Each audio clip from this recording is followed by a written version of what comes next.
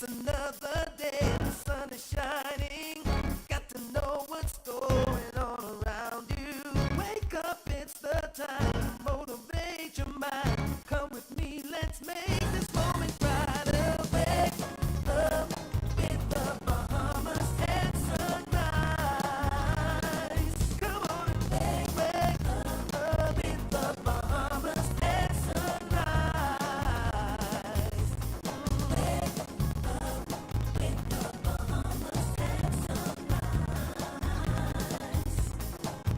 Wake up with the Bahamas at sunrise. Hey.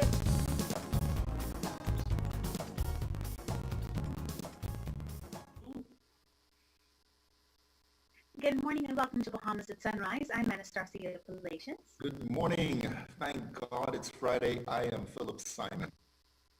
Yeah, I used to enjoy that TGIF thing a bit more, I think, when we had weekends. I think I'm still grateful to God for each day, but, it's kind of eating for me, Phil, I must admit. Well, it's still a little bit of a break, so I'm thankful for it. It's just a little bit of a break. I ain't going nowhere, but I'm thankful for it. Indeed, indeed. Well, it certainly looks based on the weather outside and what I've been hearing in the news, like it's going to be a wet weekend. And so I think people will be content to be at home this weekend. I'm not sure there's much that they would have been able to do with the weather as it is, but I'm sure we'll talk about that with Godfrey Burnside later on.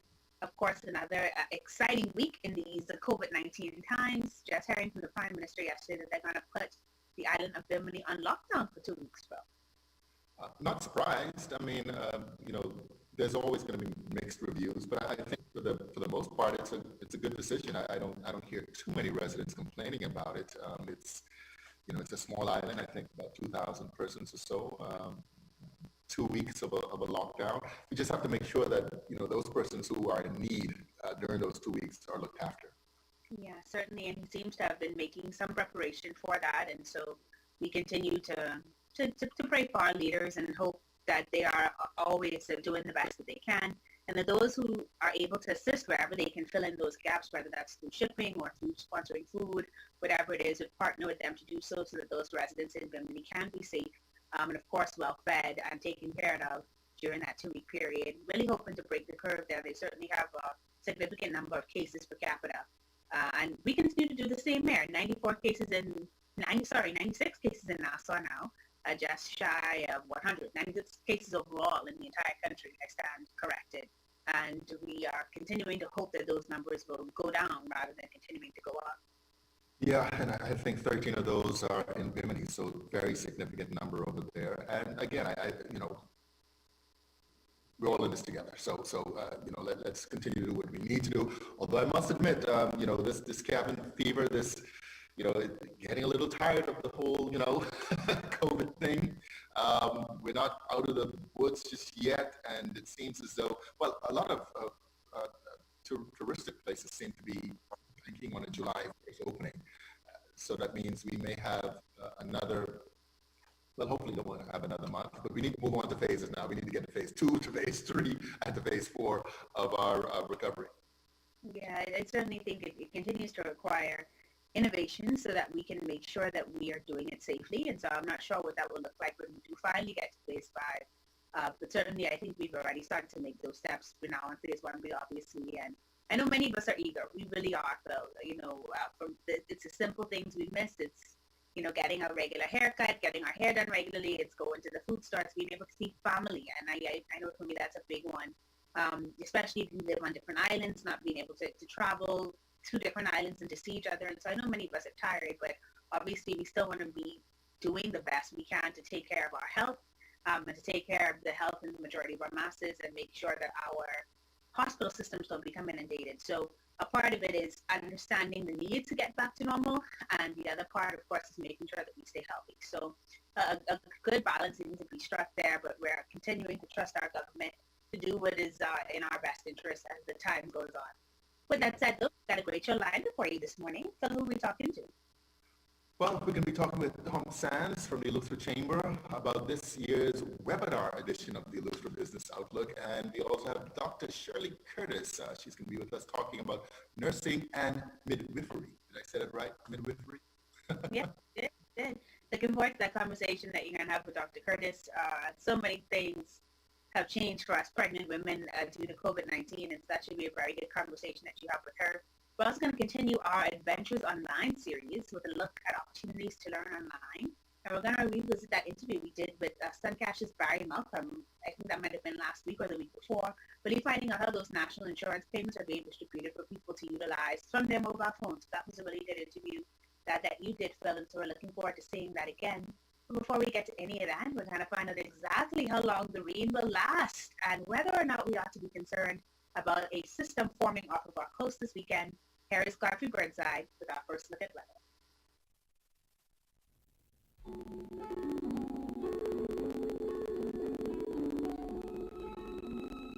Weather at sunrise, brought to you by Bahamas First in Insurance, today, tomorrow.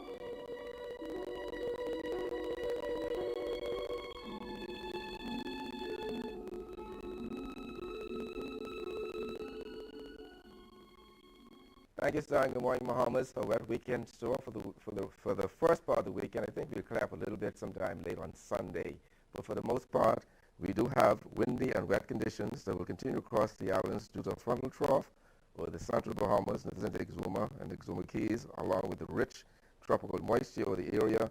Fresh to neck gale force breezes will also prevail across the islands over the weekend into Sunday morning. We have a special warning. Mariners are advised to remain alert due to the risk of water sport activity, and residents in the northwest and central Bahamas should take special precautions as there's a risk for the possible tornadic activity and flooding in low-lying areas and the flood-prone areas during heavy or prolonged rainfall events. Motorists should exercise extreme caution when traveling along the coastal roads and also the Glass Window Bridge in Luthra and the Fishing Hole Road in Grand Bahama. Today, though, we're looking at cloudy to overcast conditions and windy with numerous showers and isolated thunderstorms. Those showers becoming heavy at times, so thunderstorms severe at times, particularly over the northwest and central islands, high temperature 83. Tonight, continuing cloudy and overcast with widespread showers and isolated thunderstorms. Again, those showers becoming heavy at times, those thunderstorms severe. Yellow going down to 73 degrees Fahrenheit. And some regional highs and lows across the Caribbean. Barbados 84 and 79. In Jamaica 83 and 73. In Trinidad 89 and 77. And the Turks and Caicos Islands 83 and 73. Across North America, Atlanta 80 and 60. In Raleigh 84 and 60. In Miami 82 and 73. Dallas, Texas 88 and 74.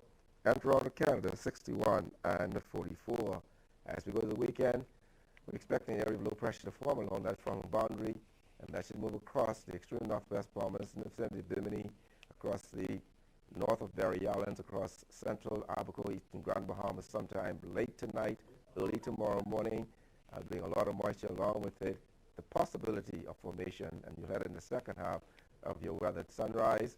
But that puts her up on your first look at weather at sunrise. I'm Godfrey Burnside. Bahamas at sunrise. We'll be back after this short commercial break.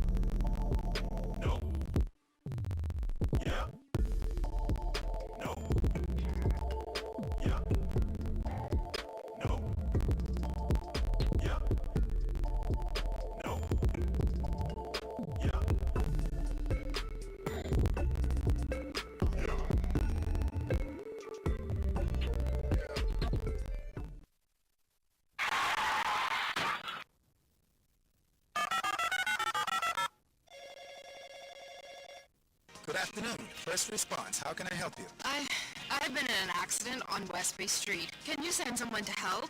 Yes, ma'am. A first response team will be there in 15 minutes. Are you hurt? No, I'm fine, but a bit upset. We're glad you're not hurt. Please, try to relax. Our team will take care of everything as soon as they arrive. First Response provides immediate on-site service and support from the scene of an accident through the claims and repair process. And it's free to all Bahamas First insured drivers in New Providence every day for any type of accident. If you drive and want first response on your side, call 321st or visit bahamasfirst.com for the name of an authorized Bahamas First agent. First response can't prevent an accident from happening, But it can certainly ease your mind when it happens.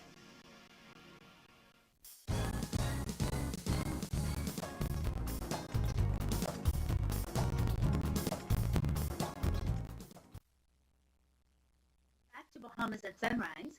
Well, the Eleuthera Business Outlook is coming up May 21st and 22nd. And this year, it's very exciting in that it's going to be in the form of a webinar for the first time.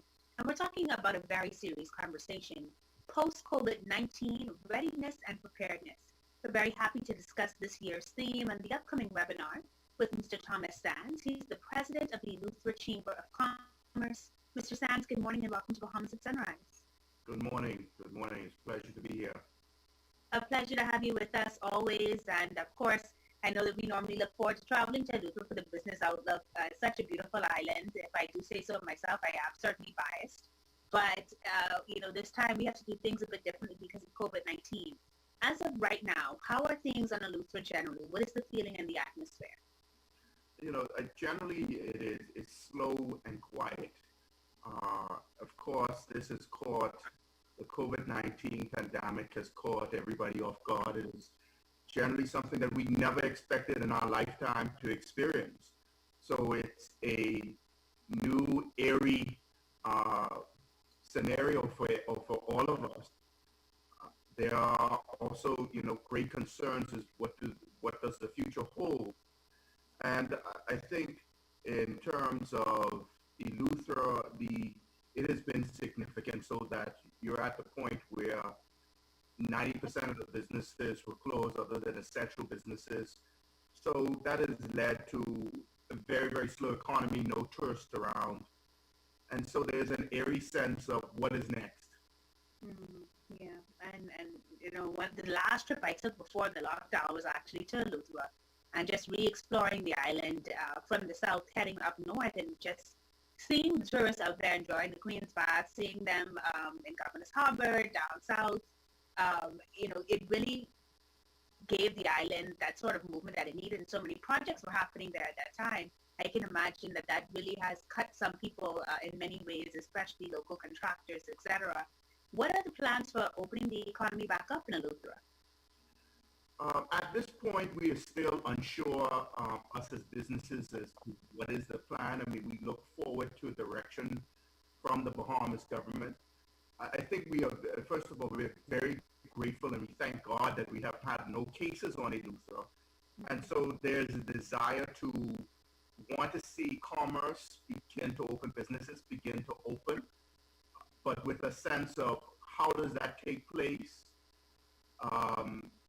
It must take place. Of course, a lot of people are economically challenged during this period of time, so they'd like to see at least the businesses on island open as soon as possible, but with some very clear guidelines that we can all follow, and that others who potentially, when the borders are open, will also follow in the process. So I think there's a sense of gratefulness that where we're at, but also a sense of caution, but also the need for businesses to start conducting commerce on the island again.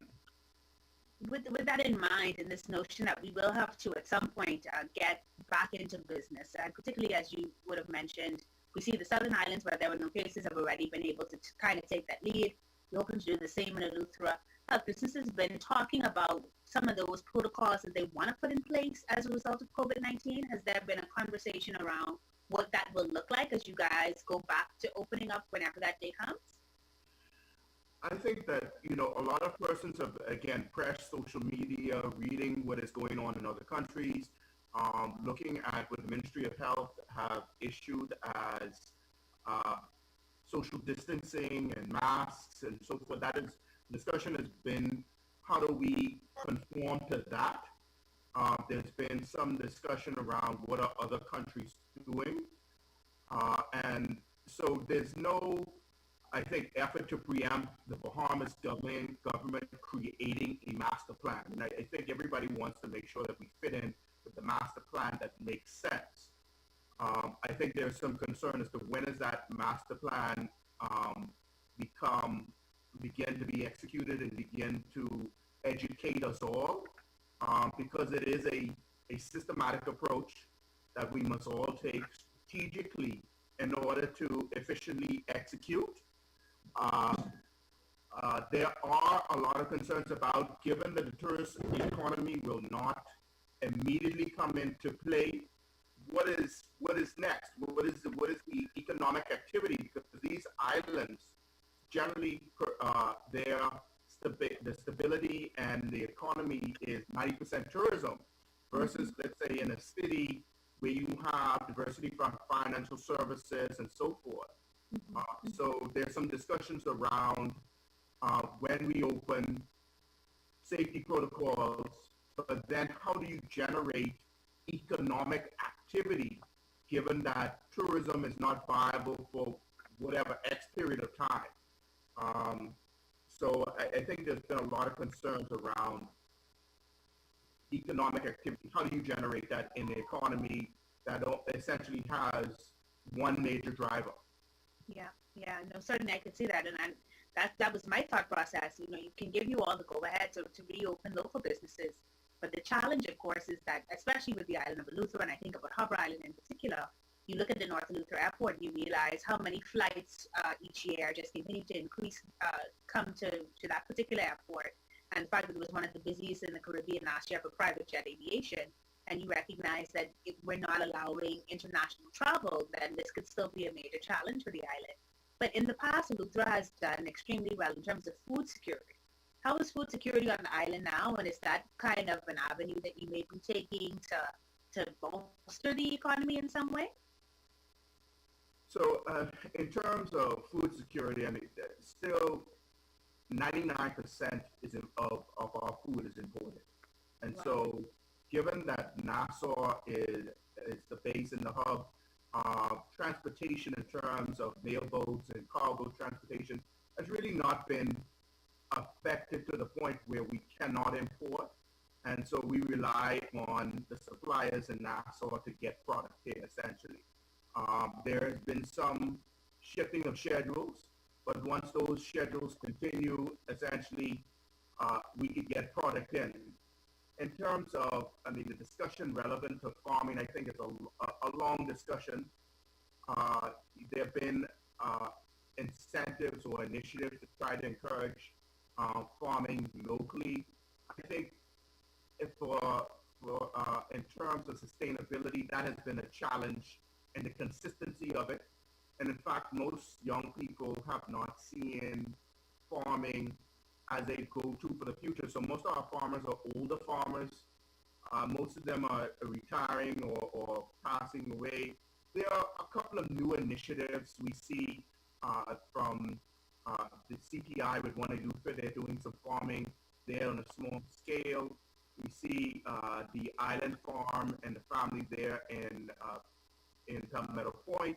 And then there's some farms scattered throughout North Eleuthera. But as every other business, we have to revisit that. We have to rethink it, and we have to figure out how you make it viable long-term, and which niche markets you go after.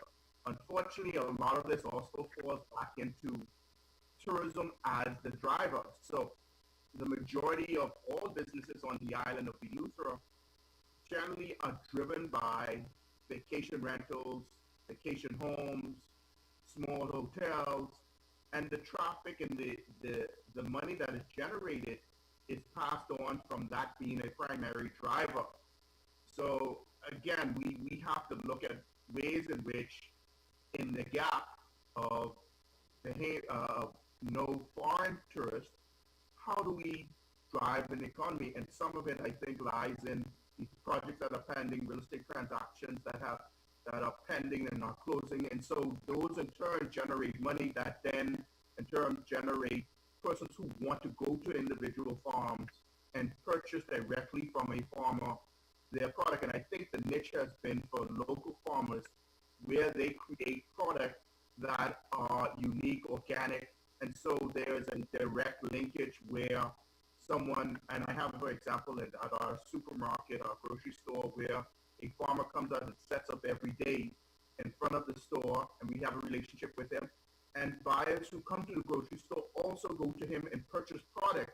And his product, he's created a niche where he's producing organic, natural fruit and so forth that people then purchase. So there's linkages and synergies together as they change the model of what farming was in the past.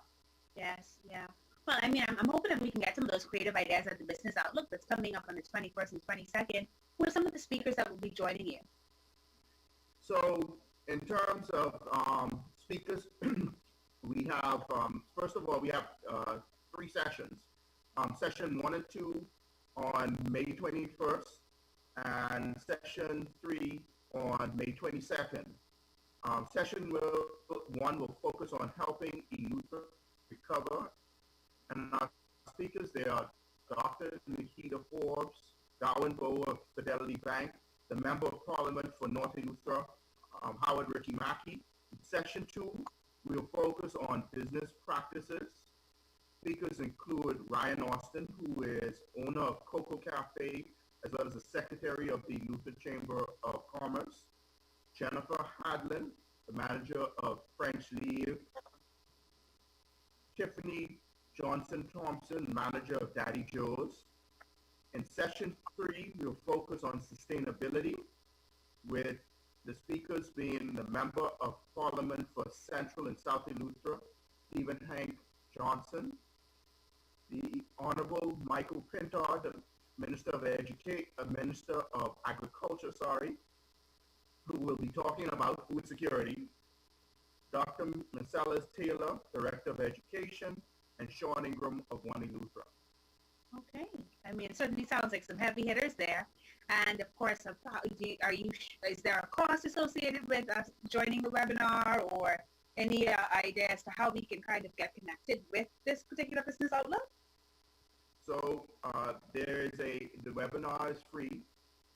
Access, you can go to the Eleuthera Chamber of Commerce website, and we will have information there, as well as the counselors will, the partners, the counselors in this can provide more information as to how you link to the webinar.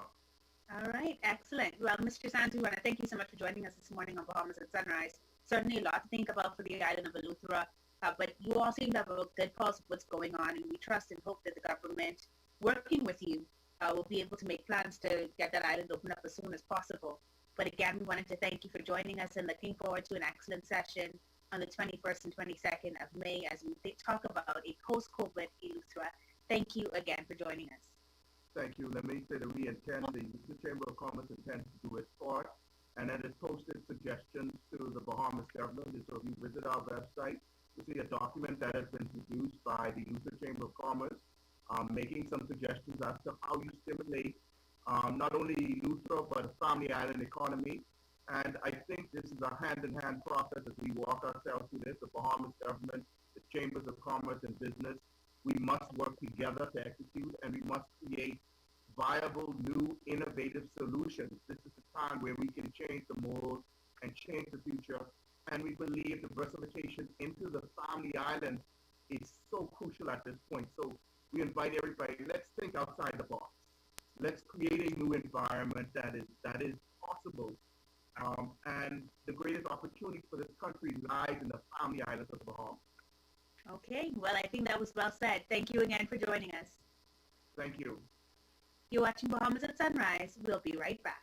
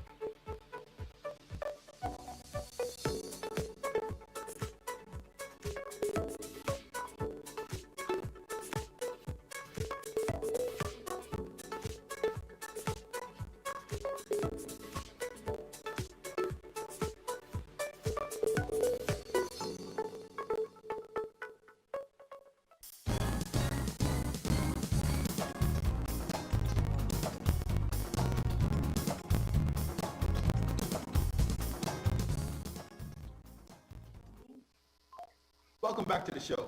The World Health Organization, WHO, has designated 2020 as the International Year of the Nurse and the Midwife. Joining us today to discuss the importance of nurses and midwives is Dr. Shirley Curtis, Associate Nursing Professor at the University of the Bahamas. Good morning, Doc. How are you doing? Good morning. Very well. Thank you. So nurses and midwives have an entire year designated just to them. Indeed, WHO has seen the need to extend that to us at this time because they recognize, well, first and foremost, this is the 200th birthday of Florence Nightingale. Okay. And you know that Florence Nightingale is the founder of modern nursing. Yes. So yes, that was and she's really is the founder of the science of nursing. Okay, and then they realized that nurses make up the majority of the workforce, the healthcare workforce, and we are the unsung heroes, and so they wanted to push nursing to the forefront, and making the world aware of what it is that nurses and midwives do. And when they made that declaration in 2019, they were not aware that COVID would be on our doors in 2020. So it really pushed nursing and midwifery to the forefront, and some of the things that we do. Yeah, I would definitely say you're not unsung anymore. I think the whole world has understood and is better understanding the importance of nurses throughout this entire pandemic. But when we talk about being a midwife, what is the definition of a midwife, and how does that differ from being a nurse? Okay, so midwifery is the art of being with woman from conception to delivery, and in fact, pre-conception, because we also take care of family planning and all of those other things related to the family. Mm-hmm. Now, the midwife, in and of herself, is a career that can stand on its own. So, in the Bahamas, all of our midwives are nurses. But there are some countries where they have what we call direct entry midwives, where they are trained and they are just midwives. So it's really a science of its own, dealing with conception and development intrauterine in the womb, and then the delivery process itself, and taking care of the woman afterwards. So that is for us a post-basic program that takes 18 months. Okay. So if you are a nurse or training to be a nurse, mm-hmm. By default, you are also, some of that training is in the midwifery field. Yes, and vice versa. In nursing, we teach maternal and child health, and they get the basics of what it is that a midwife will do. But in midwifery, if you are a direct entry midwife, they will train you in some of the basic nursing skills before you get to the midwifery skills. But because our nurses or our midwives are already nurses, we jump straight into the midwifery skills. Yeah. Listen, I've had a couple of medical interventions, and I tell you what, the nurses are just complete lifesavers.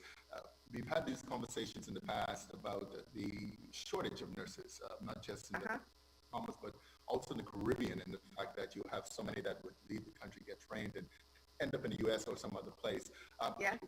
What is the status now, you think, of the demand for nurses, let's say in the Bahamas, and is there still a shortage?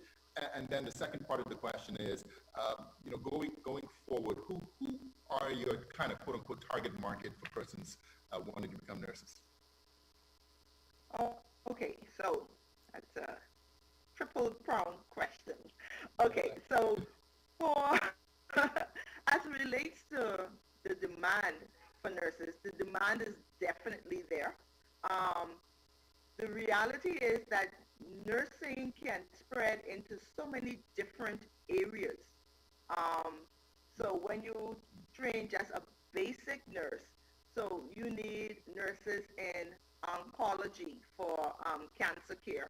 You need nurses in ophthalmology for eye care. You need nurses in every area. So yes, we will have a shortage because at the end of the day, our once you train a nurse, she has options because not just the Bahamas is going to need a nurse.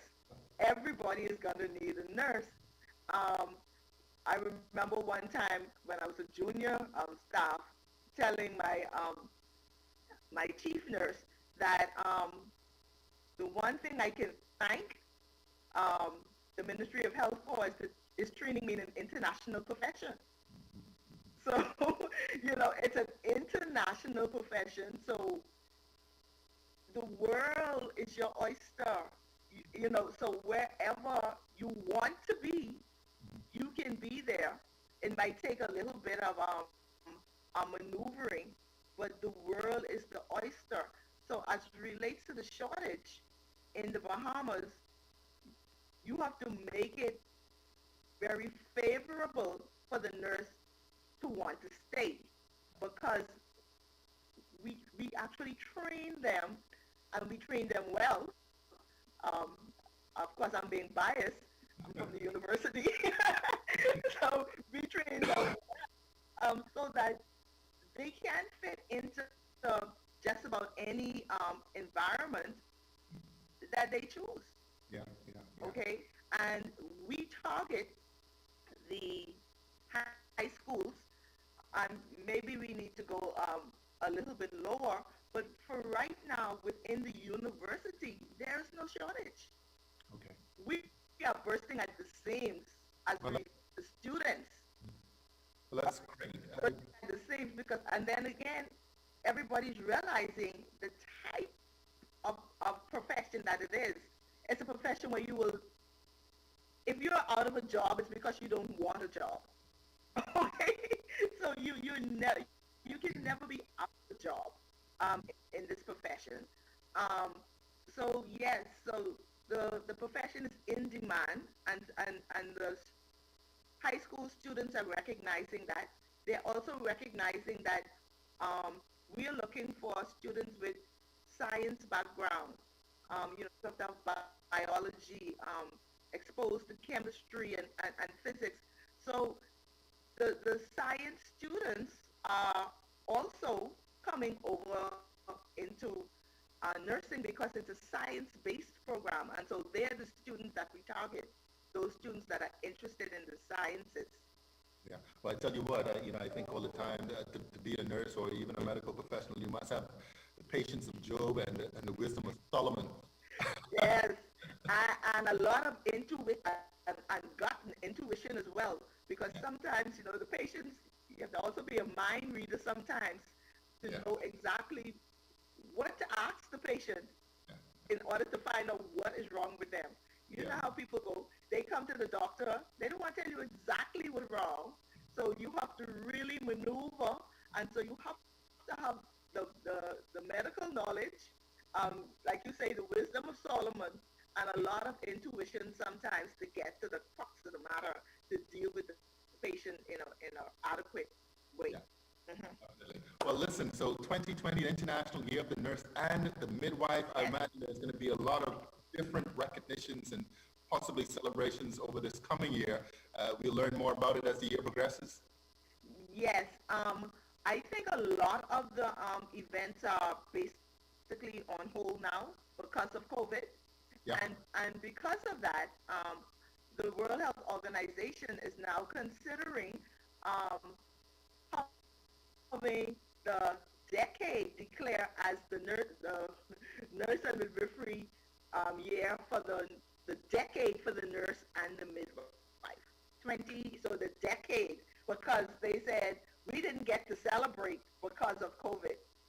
So we're looking forward to that declaration, and hopefully that by the end of the decade, the nurse will and the midwife will definitely get the recognition and the remuneration that they need and in order to maintain the numbers that the university is putting out. Well, I tell you what, the recognition I think will be there. We're all going to push for that remuneration part. Yes, we can pray. We can pray. Well, thank you so much, Dr. Shirley Curtis, Associate Nursing Professor at University of Bahamas. Thank you so much for being here on Bahamas and Sunrise. Thank you. Thanks for having me. All right, great. You're watching Bahamas and Sunrise. We'll be right back.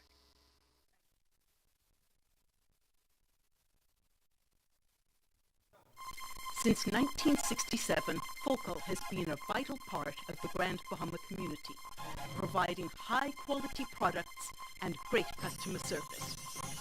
Today, we continue to work hard and remain focused on fueling growth for people throughout the Bahamas.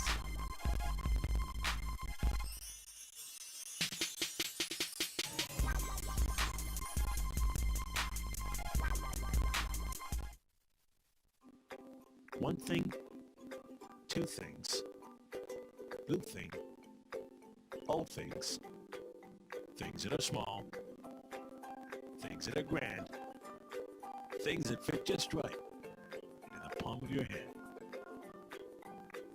Fox Hill Nursery, a large selection of garden supplies. If you can see it in your mind, you can find it at Fox Hill Nursery.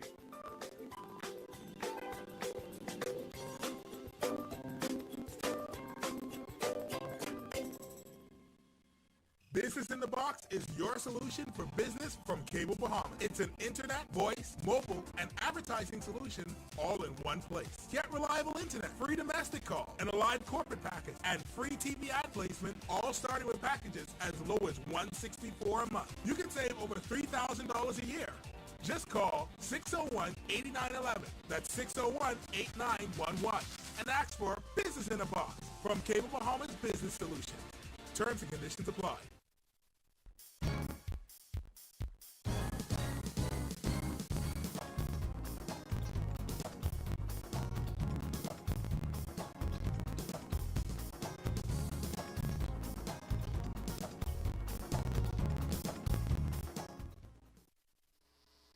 Welcome back to Bahamas at Sunrise. We're at the halfway point on this wet but beautiful Friday. I'm Anastasia Palacios. And I'm Philip Simon. I think it's beautiful. I'm looking outside and it's wet, it's soaked. You know, I was complaining for weeks before how dry it was. All my trees and grass were drying up and now, boom. Yeah, you sound as happy as my husband. He was just ecstatic for all this rain, and my mother-in-law, who has a full garden going on at her home as well. I think everybody's taken on the COVID-19 farming, which I found quite right. I want to say, though, before we continue any further, just sending a shout out to all my good people in Aluta that may be watching. When the boat starts running again, you all feel free to just send me a love basket. A love basket could include sugar apples, pineapples, and of course, scarlet plums, which are in season as well. And any other goodies, mangoes, hairy, mangola. I'm not going to be picky about it. The tamarind, whatever you feel in your heart, just send on over for me. I may even share with Phil. I can't make promises, but I might do it. So I just thought I'd put that out there. Well, I'll tell you what, I was going to get up and go in my kitchen and just bring back the pineapples that I got yesterday from the Wrinkle, Steve, and Gail. First batch coming out of Alutra, I got my case. Oh, wow. I'm so jealous. I will probably hound you after the show is done. I probably will. I can pass by and just throw it, Carlos and I can practice a little football. Yeah, that sounds like a plan. So we'll talk about that after the show. We still got more to come in the second half for you. Going to be talking with Barry Malcolm. We've spoken with him about a week or two ago about Sun Cash and what they're doing with National Insurance. And he's going to be bringing that interview back to you today so that you can see some more about that. Yeah, and we've got part 3 in our Adventures Online series. It's been interesting learning all of these new things and ways that we can kind of occupy our time and entertain ourselves. I forgot to send a shout out this morning. Birthday shout outs to several people. I'm going to do it right now. Jahali Swan is celebrating a birthday yesterday, actually, along with Valdez Bodie. Valdez and I went to school together, so I know exactly how old you are now, Valdez. Julian Thompson, also known as Julian Believe, he also celebrated a birthday. And Joan Fife, I haven't seen her in a long time, but I saw online that she's celebrating as well. All right. Well, happy birthday to all of you, especially to my good friend Julian Believe. And then, of course, I want to wish a belated happy birthday to my brother, Ambrose and Brister. He celebrated on the 13th. And so happy birthday, Rosie. Love you dearly. And, of course, many people celebrating these birthdays under COVID-19. And, you know, Phil, it's interesting because I'm not sure when we will get back to, or if we will ever get back to celebrations the way that we used to celebrate. So very interesting pioneers in this new way of of doing birthdays. It's crazy. So yesterday I was in the food store. It was Saint again, right? And I'm doing the thing and looking at the list, and of course, you guys know when you send us to the food store, the list always continues to increase while we're there. And it struck me that, wait a minute, nobody's talking. Just like nobody's. It's just a complete shift of what we've been used to in terms of our social interaction. Everybody's wearing a mask. They're just going about their own business. It's like there's no communication in the food store. It was just weird. It was eerie. Yeah, no, it really is a different time. My daughter's getting ready to go to school for the first time in September, if all goes well, and schools are open by then. And I was telling my husband, I just do not understand how, as a preschooler, she is going to interact and learn. In China, the students that have already gone back are actually wearing something that resembles shoulder pads, for lack of a better word, but they literally have not spikes, but extended rulers on them almost, so that the kids don't come within a certain feet of each other. And I'm like, but that's not how you learn cooperation. That's not how you learn. So, like, it's so different than what we've known. And so, yeah, this thing was definitely different. You know what? We got to have somebody talk about that, because, again, at a younger age, that could have an impact for years to come in terms of how we're, teaching them right now to socially separate. And, anyway, the producers are telling us we need to move on. Here is Godfrey Burnside with a second look at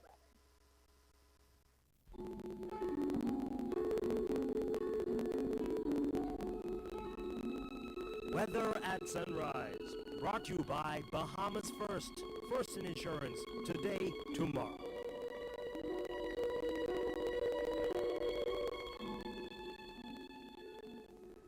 Thank you, Stan. Good morning, Bahamas. In a second look at weather at sunrise. We're going to take a look at the tropics. The hurricane season officially begins on June the 1st, but the National Hurricane Center is mounting a trough of low pressure that's over the Florida Straits. For cyclone development of the system, it has a 7% chance of becoming a tropical or subtropical storm by late Friday or Saturday, when it's located near the extreme northwest Bahamas. So we're asking residents to monitor this very closely over the next 24 hours. And we have a special marine warning. Due to hazardous marine conditions, small craft operators are advised to remain in port. Also, be alert for the risk of water sport activity, and residents in the northwest and central Bahamas should take special precautions, as there's a risk for possible tornadic activity and flooding in low-lying and flood-prone areas during prolonged or heavy rainfall events. And we're asking residents to exercise extreme caution when traveling along coastal roads, especially the Glass Window Bridge in Luthra and the Fishing Hole Road in Grand Bahama. In the marine forecast, those winds today, east to southeast at 20 to 30 knots, seas 8 to 12 feet. Those winds gusting to near gale force, shifting southerly at 20 to 25 knots, seas 7 to 10 feet by evening over the northwest and central Bahamas. East to southeast at 15 to 25 knots, seas 5 to 8 feet over the southeastern islands. On Saturday, those winds become southerly at 20 to 25 knots, seas 7 to 10 feet in the northwest and central Bahamas, 15 to 20 knots, seas 4 to 7 feet over the southeastern islands. And on Sunday, those winds southwest to west at 15 knots, seas 3 to 5 feet over the northwest and central Bahamas, southerly at 10 to 15 knots, seas 2 to 4 feet over the southeastern islands. Your tides. You can expect a low tide at 9:40 this morning. Your next high tide will be 3:46 this afternoon. Low again tonight at 9:52. Sunset 7:48 this evening. Rises about 6:25. UV index 6. Your water temperature 79 degrees Fahrenheit. And the moon phase last quarter. Your external look. Cloudiness to overcast conditions with showers and thunderstorms will be over the islands through Saturday, tapering off by Sunday, and then we have return some of that moisture again by Tuesday as a trough will form off that low pressure system. And so those temperatures daytime will be in the low 80s, at nighttime in the lower 70s. That puts her up in your phone. Look at Brother Sunrise. I'm Godfrey Burnside. Back to you, Star.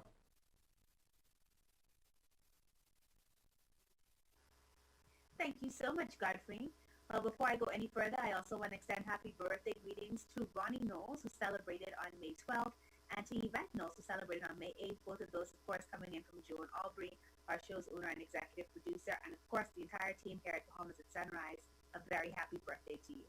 But we're going to continue the show now, and we want to take a look back at some time that we spent gathering information on our online opportunities. Here now is a piece on Adventures Online, Part 3, and we're going to be learning more about how you can learn online.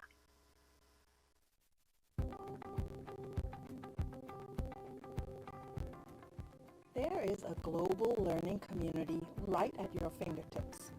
A large number of quality education sites exist online where you can earn degrees or engage in professional and personal development. Today, we will examine 4 great websites to get you started. Coursera is a worldwide online learning platform that offers over 3,900 courses and specializations, over 20 degrees and master track certificates, and more than 13 career certificates. Coursera offers online master's and bachelor's degree programs from Stanford Business, University of North Texas, University of Illinois, and University of London, to name a few. You can get a Master of Science in Management, a Master of Science in Innovation and Entrepreneurship, an MS in Accountancy or Public Health Administration.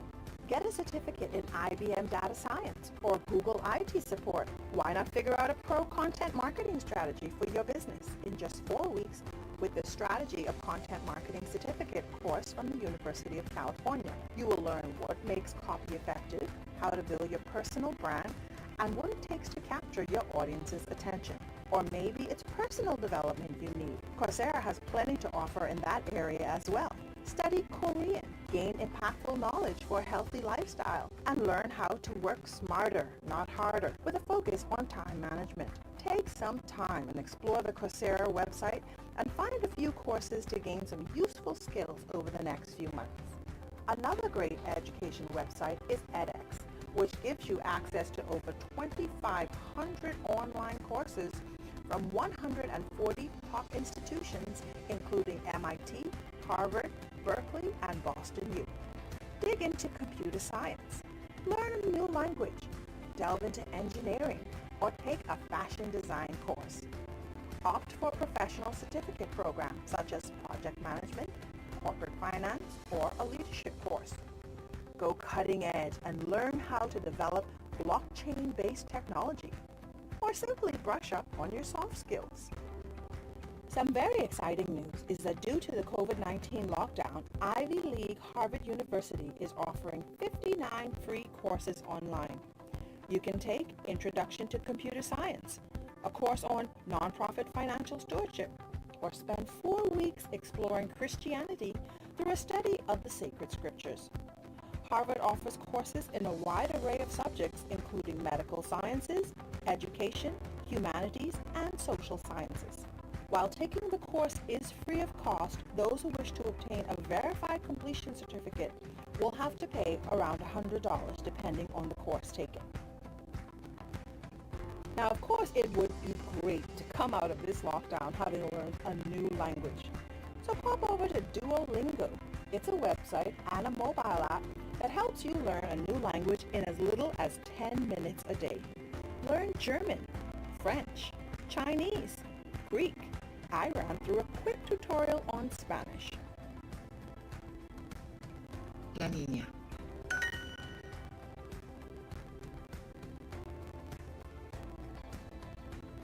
Yo soy el niño. Okay, so I need to brush up on my Spanish.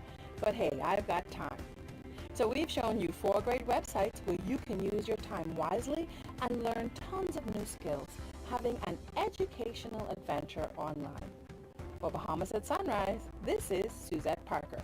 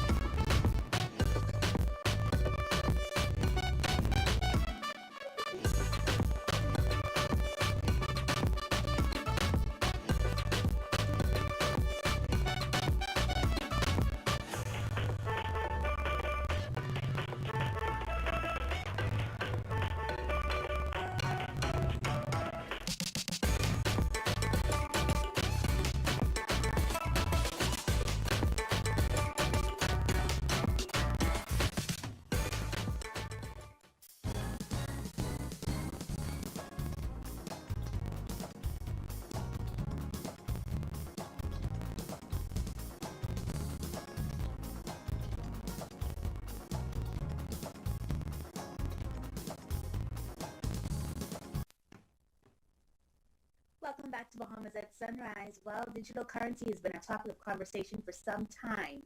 And for some time now, the central bank has been talking about debuting its local currency, the sand dollar, in Exuma last year.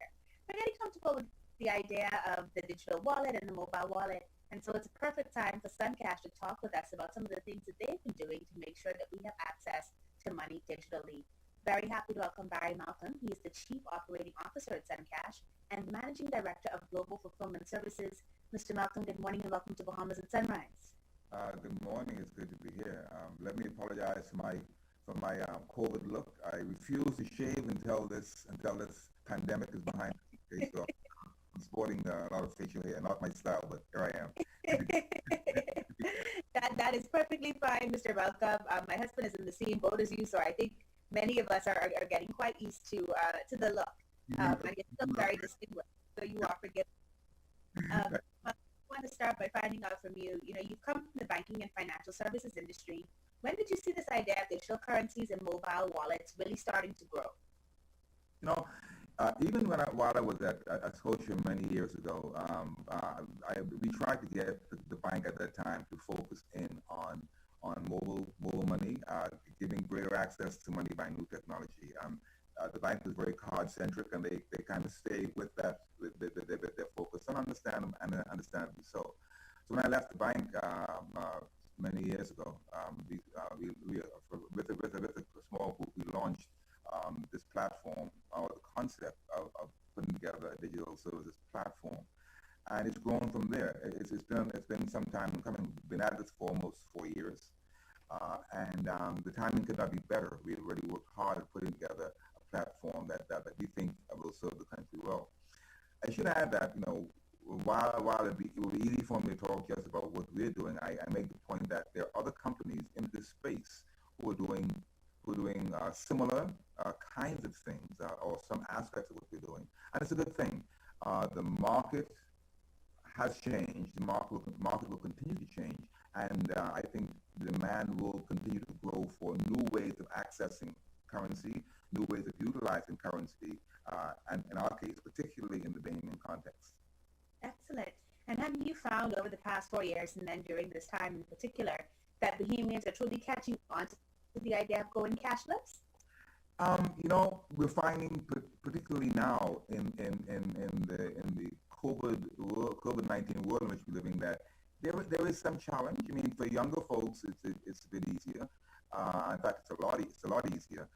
But the circumstances of now are requiring that the adjustment be made. For example, one of the things that Suncash is doing right now in response to need is the national insurance payments, the assistance program. And so a lot of persons who may not have thought they'd be utilizing an app to get their funds are finding that they now are not required to do so, but we're creating the conditions for them to do so. So as they come into services, we're getting them familiar with the app, getting them familiar with receiving the funds in a way that they can actually have access and mobility.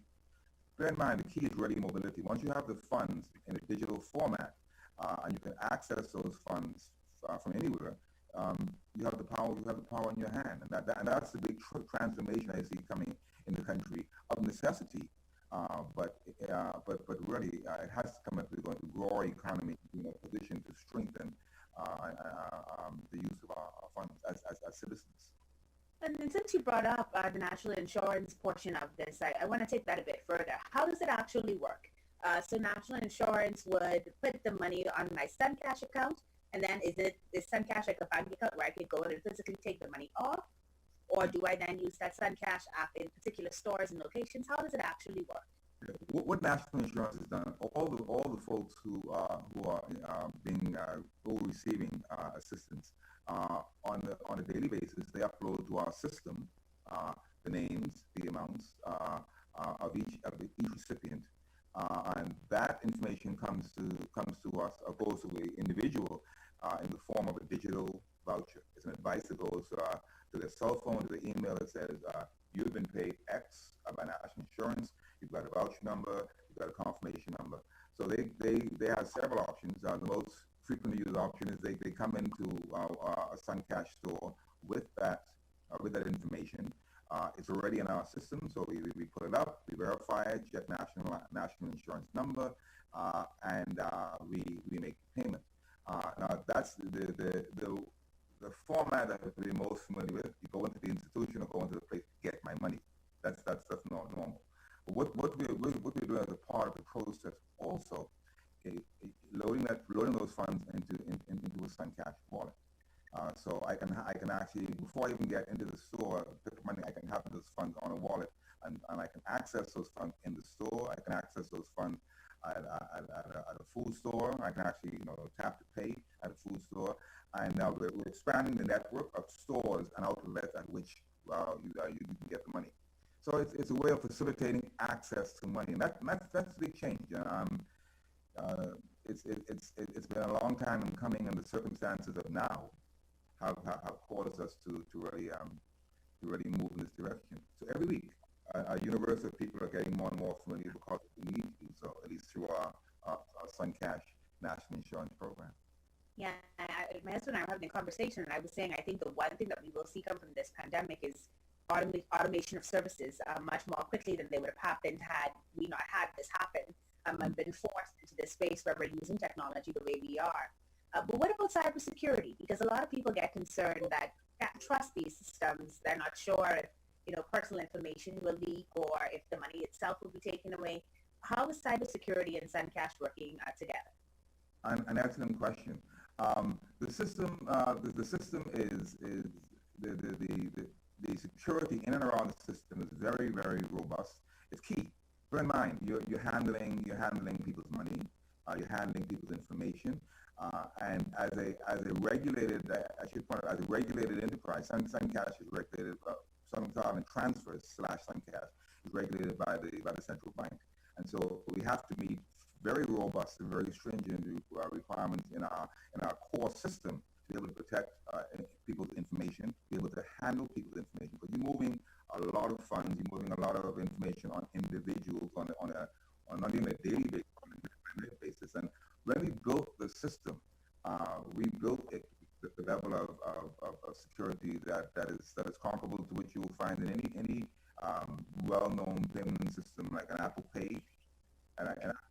All our programming and access is fully encrypted, and it's a core to what we do and this will be even more so when you move with the sand dollar. I know we'll come to that, but when you look at what's happening in the changes, and I commend the central bank for their focus on making the sand dollar happen. You're moving from a world in which we use paper money. So every day, the banks they get the funds they need, and we go there and we get our little water paper money to utilize in our daily lives. Well, you can issue the money differently, and with the sand dollar system, you can now issue the money digitally.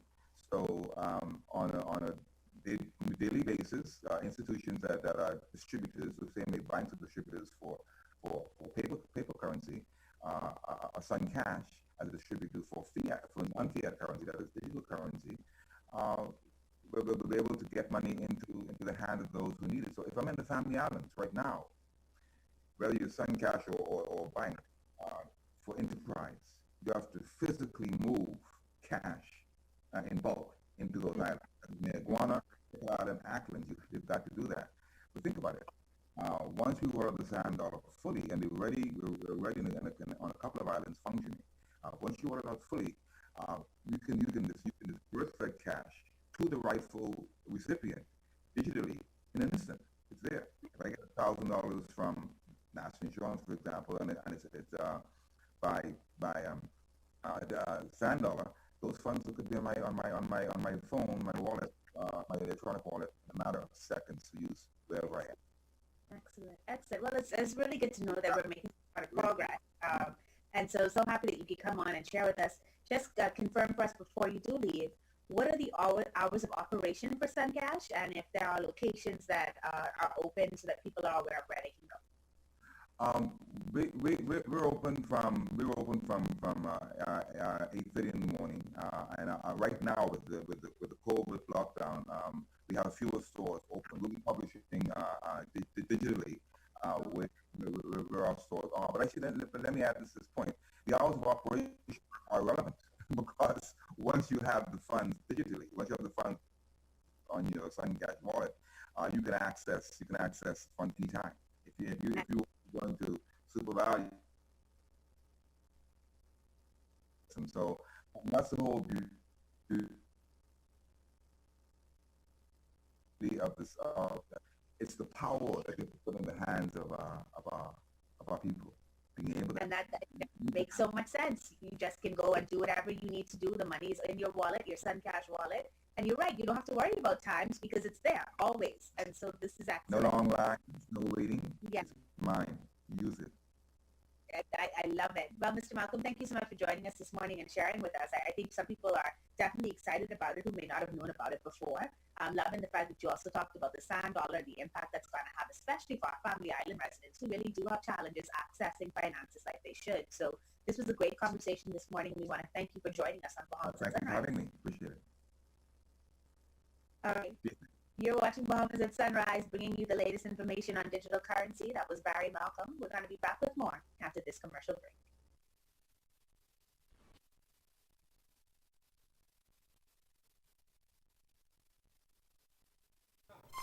Since 1967, Focal has been a vital part of the Grand Bahama community, providing high-quality products and great customer service.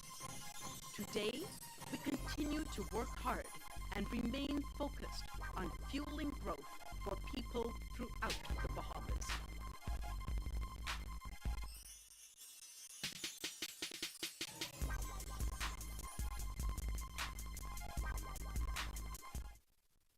Business in the Box is your solution for business from Cable Bahamas. It's an internet, voice, mobile, and advertising solution all in one place. Get reliable internet, free domestic call, and a live corporate package, and free TV ad placement, all starting with packages as low as $164 a month. You can save over $3,000 a year. Just call 601-8911. That's 601-8911. And ask for Business in a Box from Cable Bahamas Business Solutions. Terms and conditions apply.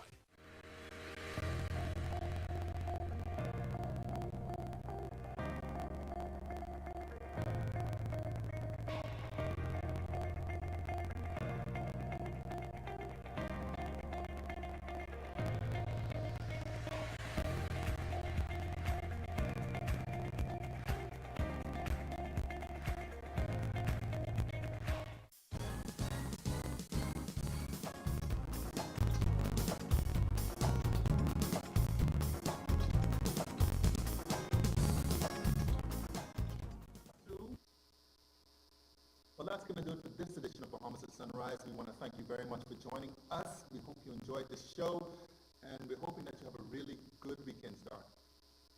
So, see, and when it comes back, just be prepared. That's all I'm saying. You're not hard now because we're not in the same space, and that's okay, Phil. But I'm just let you know, COVID-19 is not always going to be here.